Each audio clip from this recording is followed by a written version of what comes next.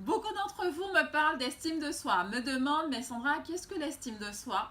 On en parle beaucoup, comment faire en fait pour réussir à avoir cette estime de soi qui soit quand même bien équilibrée, qu'elle ne soit pas trop basse, trop haute, mais qu'elle soit vraiment bien équilibrée. Et aujourd'hui, je vais te transmettre mes clés, les miennes, pas en tant que coach, mais les miennes personnellement, avec une petite touche quand même du coach, hein.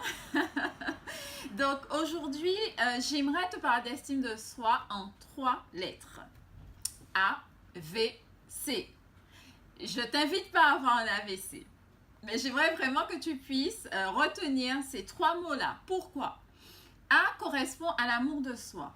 Moi, j'ai connu ça très tôt. Le désamour, la dépréciation de soi, on va dire le manque de confiance en soi, vraiment, depuis que je suis très jeune, parce que j'ai connu, c'est assez délicat pour moi de t'en parler, hein, parce que j'en parle rarement, je parle très rarement de ma vie personnelle, mais très tôt, très très tôt, 4 5 ans, donc ma maman m'a donné à ma tante, donc j'ai connu un sentiment d'abandon, et c'est vrai que ça a été très difficile pendant de nombreuses années de m'aimer, parce que je me disais, mais si ma maman m'aimait, pourquoi elle m'aurait donné à ma tante? Et donc, j'ai passé de nombreuses années à trouver, à chercher le pourquoi, à chercher chez les autres. Mais qu'est-ce qui pourrait me donner l'occasion de dire que les autres m'aiment? Parce que quand tu as ta maman, tu te dis, mais c'est ta maman. Si elle t'a quitté, c'est qu'elle t'aime pas ou que tu n'es pas digne d'être aimé. Et souvent, aujourd'hui, j'ai de nombreuses personnes aussi qui sont dans ce cas-là. Donc, c'est ce besoin de reconnaissance, ce besoin que l'autre me dise qu'il m'aimait. Et c'est après de nombreuses formations, après de nombreuses expériences douloureuses, après, on va dire, mais vraiment des choses très, très difficiles pour moi, hein. Au fur et à mesure, je t'en parlerai et bientôt, tu le découvriras dans mon livre. Cet amour de soi, c'est déjà ce travail que j'ai dû faire sur moi-même pour déjà moi savoir quelles étaient les qualités que j'aimais chez moi. Qu'est-ce qui faisait en fait ma différence? Qu'est-ce qui faisait que par exemple à l'école, même sans être accompagnée, je réussissais à avoir des tableaux d'honneur, des félicitations, etc. Qu'est-ce qui faisait que j'y arrivais? Donc au fur et à mesure, j'ai travaillé dessus pour en fait faire ressortir les qualités, mais vraiment faire ressortir ma force de ces épreuves-là. À chaque fois que j'avais des épreuves, en fait, je faisais la liste des choses qui m'ont permis de dépasser l'épreuve. Et donc cet amour de soi dont je te parle, c'est aussi une manière de voir, mais moi, avant les autres, qu'est-ce qui est beau chez moi? Qu'est-ce que j'aime? Donc ça a été déjà par la découverte de ma peau, de la couleur de ma peau, parce que très jeune aussi, j'ai eu des enfants qui se sont moqués de moi par rapport à ma peau, qui me disaient que j'étais noire comme un tamanoir, etc., qui faisaient des plaisanteries là-dessus.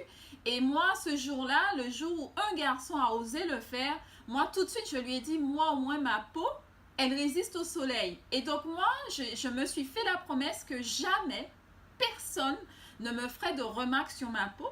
Et donc, ça a été aussi ça, un de ces déclencheurs qui m'ont permis de travailler aussi l'amour de moi-même et de dire, mais qu'est-ce que moi j'ai?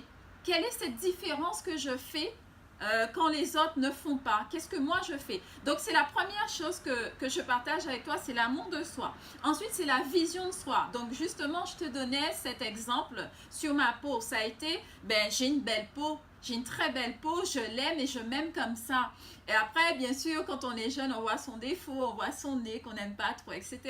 Mais un jour, je me suis regardée dans le miroir, je me suis dit, mais même si tu ne trouves pas ton nez comme tu aimerais qu'il soit, etc., mais c'est le tien, il est déjà là. Donc j'ai fait avec. Et au fur et à mesure, comme ça, chaque fois que je me regardais dans le miroir, je me disais, mais j'aime comment je me vois. Et effectivement, quand j'ai commencé à être comme ça, je voyais les gens aussi me dire, ah, mais tu as une belle peau, ta peau noire est superbe, etc., etc.